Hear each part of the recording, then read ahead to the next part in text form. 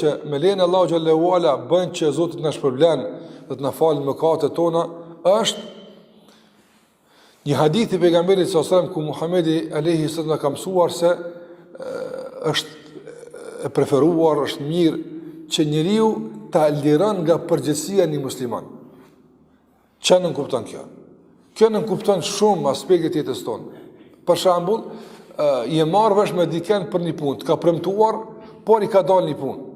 Nuk ka mundësi me zbatu marrëveshjen. Po e di që na marrësh, po nuk po moj. Dhe e mirë kupton pa mundësinë e një muslimani me zbatu marrëveshjen, qoftë me ble diçka, qoftë me të shit diçka, qoftë me të kry punë diçka, dhe ti e liron thon, hallallah. Unë po të lënga nga përgjegjësia se pedisë nuk mundesh. Kjo është lirimi nga përgjegjësia, ose më afal muslimanit ndonjë gabim eventual që e ka bërë në premtimin që ta ka dhënë, në përgjegjësinë që është ngarkuar me të. Ka thënë pejgamberi sallallahu alajhi wasallam, "Men aqala musliman aqala Allahu atharata." Muhamedi sallallahu alajhi wasallam ka thënë, kush e liron një musliman nga përgjegjësia, nga marrëveshja e caktuar që nuk ka mundësi me zbatu, Allahu e liron nga tmetet e tij. Andaj, shikoj se Allah na ka mësuar se thjesht ti një musliman e çliron, ti një musliman e liron, ti një musliman e ndihmon, Allahu xhallahu ala të ndihmon ty.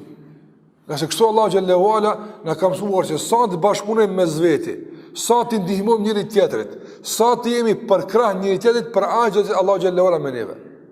Prandaj Allahu xhallahu ala, sikur që na ka mësuar pejgamberi sallallahu alajhi wasallam, i mshiran ata që mshirohen. Men la yerham la yurham. Ai që nuk i mshiron të tjerët, nuk ka çfarë të pret nga mëshira e Allahut azza xal. Kush don që Allahu më afal, le të afal të tjerëve. Kush don që Allahu xhallahu ala më liru nga përgjegjësia, le të lënë të tjerë nga përgjegjësia.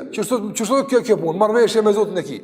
Sa ti ndihmosh ti njerëzve, sa ti çlirosh ti njerëzit, aq Allahu xhallahu të ndihmon ty.